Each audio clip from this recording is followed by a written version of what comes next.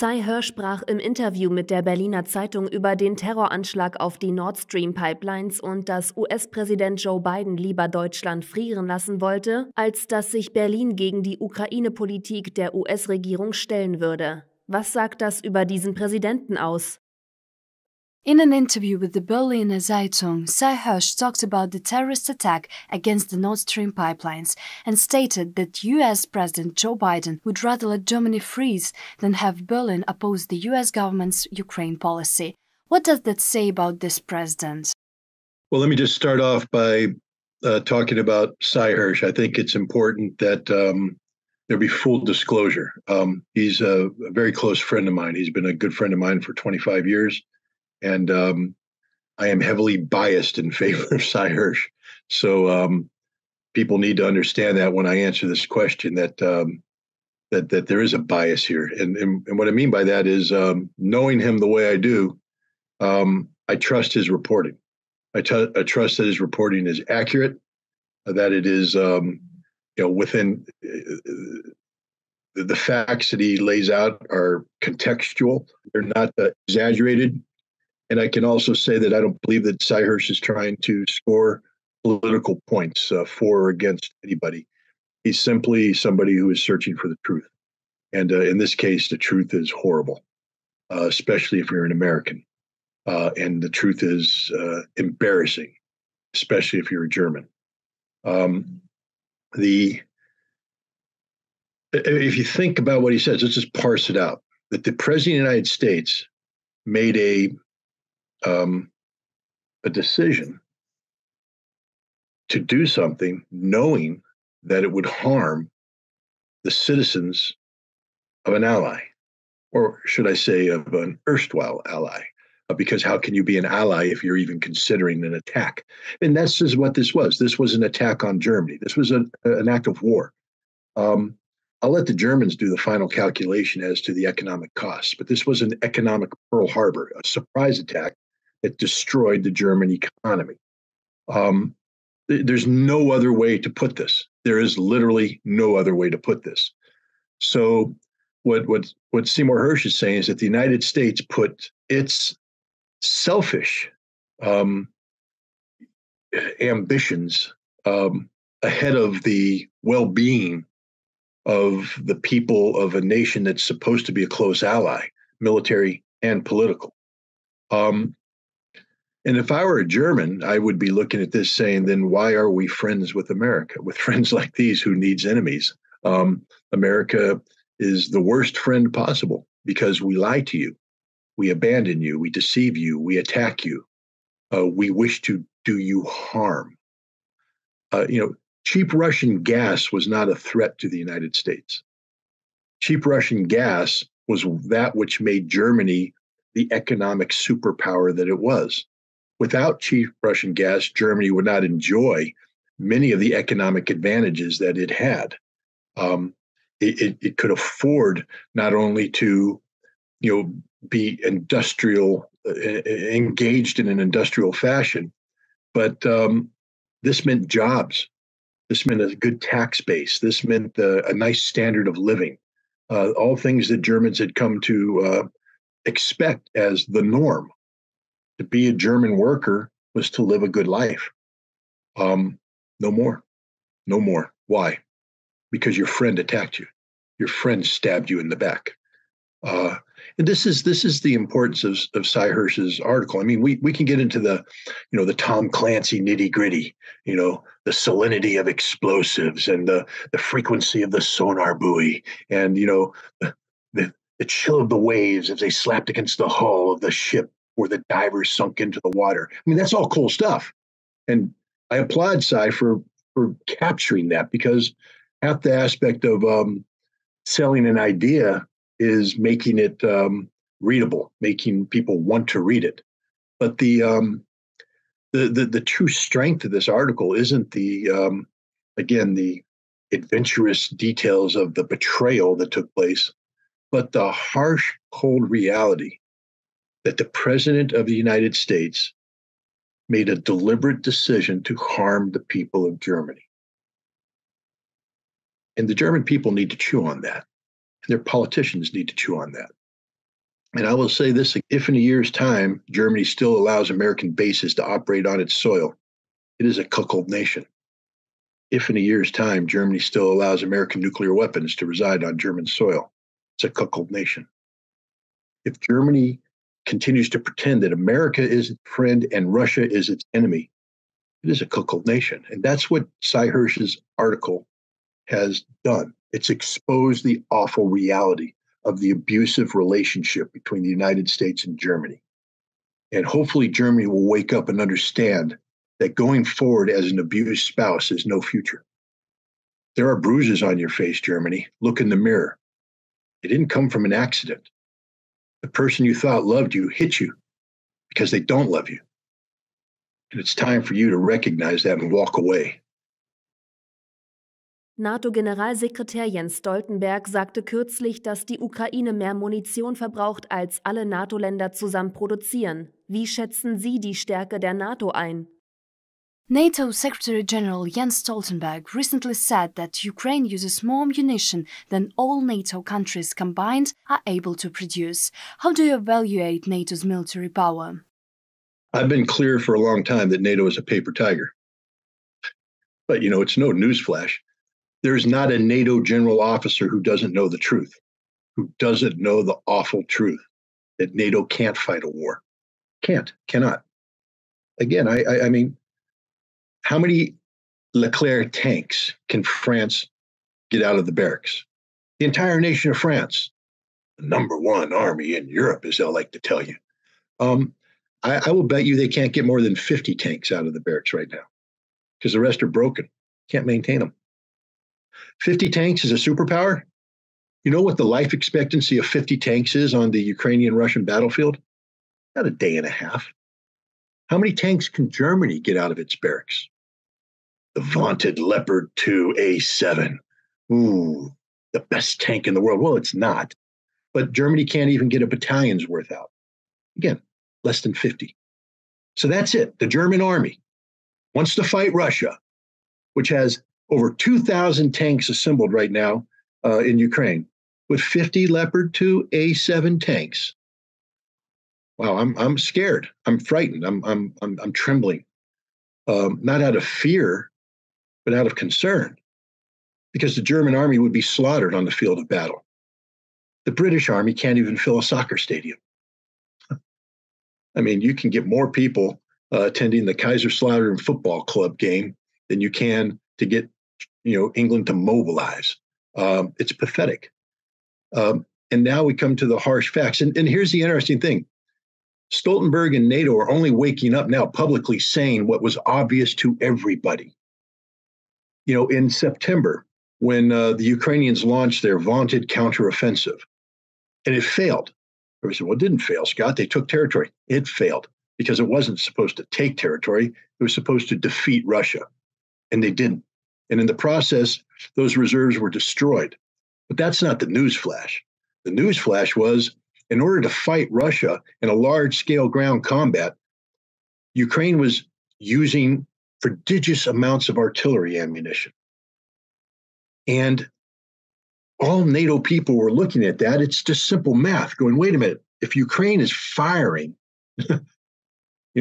12,000 rounds a day, and we can manufacture 100,000 rounds a month, in 10 days, I'm just a simple Marine, but that's 120,000 rounds of ammunition. So in 10 days, Ukraine has already used 20,000 rounds more than can be produced. Now, if NATO had a 1 million round reserve, that means that, again, I'm just a simple Marine, but 1 million rounds will be consumed in, let's say, 110,000 rounds every 10 days. It's gone in a couple months. So NATO has lost its artillery ammunition reserve. It's gone, depleted. There's nothing left, which means if NATO went to war today against Russia, they would lose on day two. Day two. How could that be, Scott? Because you don't have any ammunition. You don't have any ammunition. The senior American officer, the head of the NATO command, spoke in Sweden last month, And he said, what's going on in Ukraine is on a scope and scale beyond which anybody in NATO ever imagined.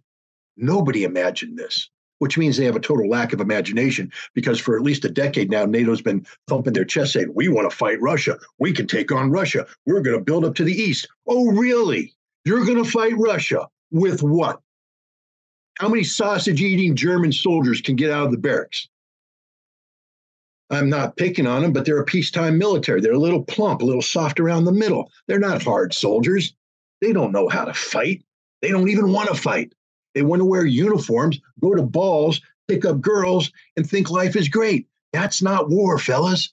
War is getting dirty, muddy, hungry, no sleep, bleeding, fear, killing. That's war. You know who's doing it? The Russians. Ukrainians are doing it. Ukrainians, even though I don't like significant aspects of it, they're better men than any German soldier because they're doing the job. They're better men than any French soldier because they're doing the job. They're better men than any British soldier because they're doing the job. They're doing a job and they're dying. 300,000 Ukrainian soldiers are dead in less than a year. For an American perspective, we lost 300,000 soldiers in all of World War II, fighting both the Japanese and the Germans. 300,000. The Ukrainians have lost that in less than a year. People need to chew on that number. A scope and scale, an intensity of conflict that is mind-bending, and no NATO general is ready for that. They would cry on day one by what happened to their troops. Their wonderful sausage-eating German soldiers would go in there and get fried like bacon. Because that's what happens when peacetime soldiers enter the horrific reality of war. NATO can't fight. NATO doesn't know how to fight. NATO doesn't have any equipment to fight. The NATO Air Force. Day one, take off your airplanes. Oh, what? 70% of them can't even get off the ground. Why? Because you haven't maintained them for the last 15 years. The ones that take off the ground, the pilots don't know how to fight. They've taken off, they've flown circles, then they land. That's not combat. Combat is actually going up there and doing the job against an enemy that's prepared to kill you. Combat is learning how to penetrate integrated air defenses that will shoot you down at a moment's notice, the first mistake you make. And I'm telling you right now, every NATO pilot will make 20 mistakes the first day of combat, which means 20 times they're going to die. All of them. They don't know how to fight. They don't know how to fly. And they don't have the ability to sustain it even if they could. NATO has no artillery ammunition. They knew this back in September when they did the math. And here's the real tragedy of it. Only now are they being honest with the Ukrainians. On February 14th, I don't know if Germany celebrates St. Valentine's Day. It's a big holiday here in America, but it's a day where, lovers are supposed to get together. Men court their women with flowers and candy, and they treat them very well. And so on St. Valentine's Day, the Ukrainian contact group met in Ramstein, and the Ukrainians came in thinking they were going to be courted by NATO, be given flowers in the form of tanks and jet aircraft, and, oh, we love you. But they were given the harsh reality. This ain't love. This isn't anything other than you're our compliant mistress, and we're going to continue to abuse you. And rather than give you a ring, let me give you the awful reality that you're going to lose the war. Because that's what NATO told Ukraine. There is no artillery ammunition. You will run out of ammunition, and there's nothing we can do to save you. You will run out of ammunition sometime this summer, and we don't have anything to give you. You are going to lose this war. That's what Ukraine was told. And now NATO has to start being honest about it. That's why Jens Stoltenberg came out and said there is no ammunition. Now, he thinks that because he's Jens Stoltenberg, he can snap his fingers and make industrial production lines appear out of magic. It doesn't work that way, Jan. Ask the Germans. Hey, Germany, start producing artillery ammunition today. Oh, you can't, can you? Why not? You don't have a production line. Why not? Because you shut it down. Why? Because you never thought you were going to fight the Russians. Oh, then why did you talk big? Where's your ammunition now, Germany? When can you get that production line up? A year? Oh, too late. Ukraine's dead. So, this is the horrific reality. People don't understand. I don't know. Was Game of Thrones a thing in Germany? I don't know. It was a big thing in the United States. Huge thing. And there was a scene in near the end of the series where the Dothraki are charging down. And you've got the little line of Lannister men ready to fight bravely. But this character turns and said, we're going to get swamped. Oh, yeah. Well, the Russians are the Dothraki. They're coming down, and the Ukrainians are about to get swamped. And that's the harsh reality. And the only people to blame are the donut-eating, sausage-eating, fat, no-good NATO officers and politicians who have led themselves into believing that they amount to something, but they amount to nothing. And as a result, the Ukrainian people, the Ukrainian army is about to get sacrificed, and the Ukrainian nation. There won't be Ukraine after this. Thank you, NATO. Polen rüstet seit langem massiv auf und führt gleichzeitig eine mehr oder weniger partielle Mobilisierung durch. Was könnte Warschau Ihrer Meinung nach mit diesen Maßnahmen bezwecken? Poland has been massively rearming for a long time, while at the same time conducting a more or less partial mobilization. What do you think Warsaw might be aiming at with these measures? Poland reminds me of the younger brother who has a big brother who's a football player, big guy on campus, And so the younger brother's running around pushing people, saying, my brother's there, my big brother's there. But what he doesn't realize is the big brother actually broke his leg and can't do anything. He's not there. Poland's out there talking big, puffing big, but they're just a little player. They're nothing. And they're getting so far out ahead of themselves that soon they're going to look back and realize that NATO's not there for them. But ahead of them is the schoolyard bully. Poland, what is Poland? I mean, it's a nation. 165,000 troops. Not very good. Like everybody else, they haven't been training. Their equipment doesn't work. They want to build up an army of around 300,000. But where does that army come from? You don't just make armies overnight. You have to actually recruit the people. So that means you have to have a population that wants to do this, that agrees that mobilization is the right thing. And the Polish society is deeply split on this one. There are some nationalists who are keen, but a lot of other people say no. In fact, there are some Poles that remember the last time they tried to fight the Germans and the Russians, it didn't go well. In fact, the Poland disappeared. I'm not predicting that future because we live in the modern world. Poland is a member of NATO. They are protected by Article 5, guarantees of security. Russia has no intention of invading Poland. So what is Poland mobilizing for? It's a posturing, and it's a recognition of the reality that NATO isn't there for them. I think Poland's waking up to the fact that Article 5 is meaningless, especially if Poland picks a fight with Russia. So what Poland's trying to do is position itself for the post-NATO world, where Poland and the Baltics and maybe the Czech Republic and some others become their own alliance, their own military grouping backed by the United States. This is why Poland keeps telling the Americans, come, build a headquarters, bring your troops, build here, leave Germany, come to us. Because they know eventually old Europe, Germany, France, Italy, they don't want this war with Russia. They don't need this war with Russia, but Poland needs this to be viable. Because without this confrontation with Russia, if Poland had to actually pivot back to Europe and say, we want to be a member of Europe, what do they offer Europe? Is it a vibrant economy? Poland was being threatened to be kicked out of the European Union because they were an undemocratic society. Newsflash, people, Poland's still an undemocratic society. It's not a law-abiding, wonderful bastion of democracy. It is the second worst nation in Europe after Ukraine in terms of democracy. And yet now, because of this conflict, we've elevated Poland and we treat them as if they're something that they aren't. The Poles need to understand that as long as their troops stay in Poland, they're protected. But the second their troops leave Poland and they make a grab for Western Ukraine, there is no NATO protection. And the Russians will crush them. That's the awful truth. And the same thing holds for the Baltic states. They talk big now because they feel that NATO's behind them. But at some point in time, if they overreach, if they seek to cut off Kaliningrad, if they seek to shut down the Gulf of Finland, then they cease to exist. And they only have themselves to blame. Well, they can also blame Sweden and Finland, because thanks to Sweden and Finland leaving their neutrality status and trying to join NATO, Russia has now expanded its military from 900,000 to 1.5 million, including a new grouping of forces in the Kola Peninsula area, reinforcing additional military districts to give Russia even more military capability. And remember, these are Russians.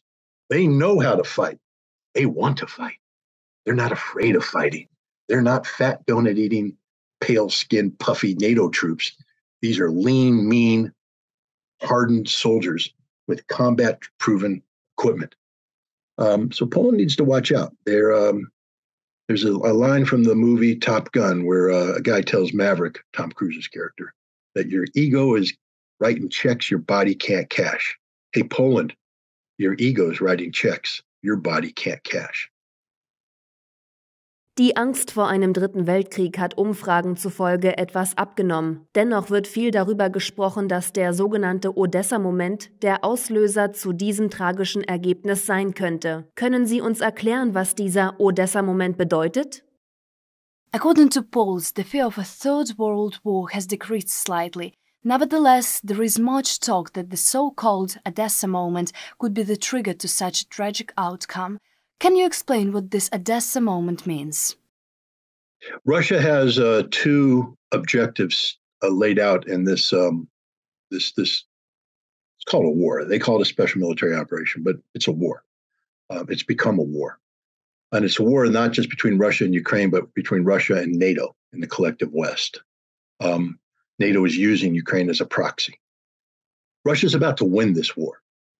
First objective is the demilitarization of Ukraine. That means literally the destruction of the Ukrainian army. And that's taking place right now in horrific fashion. And it will continue through the spring into the summer. And I believe by early fall, there won't be a Ukrainian army left. We talked about that, artillery, ammunition, et cetera, et cetera. The destruction of the Ukrainian army will take place in a campaign designed to liberate the totality of Russia's newly acquired territories, Kherson, Zaporizhia, Donetsk, Lugansk, and to push the Ukrainians back beyond artillery range. Now, that used to be just an 80-kilometer buffer that Russia was looking for, but now thanks to Ukraine's good friends, the United States, who have decided to provide them with 150-kilometer range weapons, the Russian buffer will now go to 150 kilometers. This means Kharkov will become Russian, and other territories might become Russian as well. There's a little breakaway area called Transnistria between Moldova and Ukraine. About 400,000 pro-Russian, not all ethnic Russians, but pro-Russian people live there. And I think one of the lessons of this conflict is that Russia can't continue to allow the vulnerabilities to exist, that if they stop this conflict short of securing a land bridge to Transnistria, then NATO and the collective West will use that as the next crisis. So there is a need for Russia to seize the southern tier of Ukraine, which means the city of Odessa, the Black Sea coast, and link up with Transnistria. But this is an extreme move because once you make this move, it's the end of Ukraine. Ukraine has no viability after this. Ukraine's future is dependent upon continued access to the Black Sea. The Russians also know that they haven't, while they have mobilized 300,000 reservists, probably another 200,000 volunteers, and this force is sufficient to destroy the Ukrainian military, it's not sufficient to occupy all of Ukraine. And I don't believe Russia wants to occupy all of Ukraine. But the second part of this victory equation is denazification. That is, how do you eliminate from Ukraine the cancer of Nazi ideology, the legacy of Stepan Bandera, who continues to motivate political parties. He's the national hero of Ukraine. They sing songs about him. Denazification means the termination of Stepan Bandera as a motivating factor in Ukraine. How can you do that if you don't occupy all of Ukraine? And the answer is that you have to get Ukraine to agree to terms of surrender that include constitutional reforms that outlaw Stepan Bandera in Ukraine, just like Adolf Hitler has been outlawed in Germany. two aspects to this. One is the stick. You're going to pound the living you-know-what out of Ukraine. And that's what Russia is getting ready to do. The strategic air campaign has already taken out critical infrastructure. The electrical grid is under stress. Russia is going to start taking out bridges, tunnels, roads, and they're just going to collapse the society of Ukraine. It's tragic, tragic. Tens of millions of people are going to be displaced. Thousands are going to be killed. And Ukraine as a functioning modern state will cease to exist. Hopefully, from the Russian perspective, the collapse of Ukraine as a society will lead to a transformation of the political reality in Ukraine, meaning that Ukrainians will reject Zelensky. That's the goal. Not that Russia is going to occupy Kiev, but that Ukrainians will evict Zelensky and put in place a government willing to negotiate with Russia on terms dictated by Russia. That's the stick. The carrot is Odessa. So the Odessa moment is when, after Russia has accomplished all that it's going to accomplish in eastern Ukraine, to secure Russian territories, to push the Ukrainians back 150 kilometers, maybe acquire new territories in the form of Kharkov and maybe other oblasts in that region, ethnically Russian dominated, before pivoting south and making the push through Odessa. The Odessa moment is what I believe would be a pause, where the Russians stop. The Ukrainians are confronted with the reality that they no longer have a military. They cannot defend themselves. And to continue, Russia will eliminate their ability to have any future at all. And Russia will say, we can stop the war now if you meet our conditions, and you will continue to have Odessa, the southern tier, access to the Black Sea. Now, there will be conditions, meaning that Russia will have to have some sort of guarantees about access to Transnistria. The land bridge, while it may be sovereign Ukrainian territory, Russia will have certain amounts of autonomy to ensure secure lines of communication. They're not just going to let Ukraine have Odessa. Ukraine lost the right when they burned 48 ethnic Russians to death in the trade union building back in 2014. When they took down the statue of Catherine the Great. Ukraine lost the right to have Odessa. But the Odessa moment, I believe, will be Russia's effort to negotiate an outcome that doesn't require them to take the next step. And the next step would be to seize Odessa, seize the southern tier, et cetera. Let me make things clear, okay? This is purely my speculation. And I simply evaluated things. I came up with the Odessa moment listening to Vladimir Putin's answering a question from a Hungarian journalist last summer about visiting Odessa. And Putin's answer was very clever and had some humor in it, but he suggested that Odessa could be the key to peace or the key to ending the war. And so I'm building upon that statement to construct, based upon a logical progression of the battle as it currently appears to be going, that there will be an opportunity for Odessa to be that which Putin said it could be, a place where peace could occur or the war will be finished. So this is purely me making it up. No Russians called me up and say, hey, the Odessa moment, we're on board. I don't know. The Russians may be reading this saying, we don't agree with you, Scott. There's not going to be an Odessa moment. A lot of Russians said, no, we're taking Odessa. That's it. That could be. I'm giving you my assessment. But the reason why I believe it's attractive is that Russia has been very successful in managing escalation. If you notice, it's the West that's escalating all the time. They're the ones crossing red line after red line after red line after red line. And Russia does what? Shrugs it off and wins. So I don't think Russia wants to do something in the South that could provoke a NATO intervention. And so Russia is going to manage this conflict, manage escalation, and try to prevent any radical decision by NATO. And one way to get a radical decision is to present them with immediate problem of pressing urgency, such as the Russians are moving on Odessa. What do we do about it? But if Russia pauses and provides an opportunity for diplomacy, I think that will hold NATO into check and prevent a force-on-force conflict, which could lead to World War III. So I have confidence that Russia will continue to be the only adult in the room in this squabble amongst violence-prone children.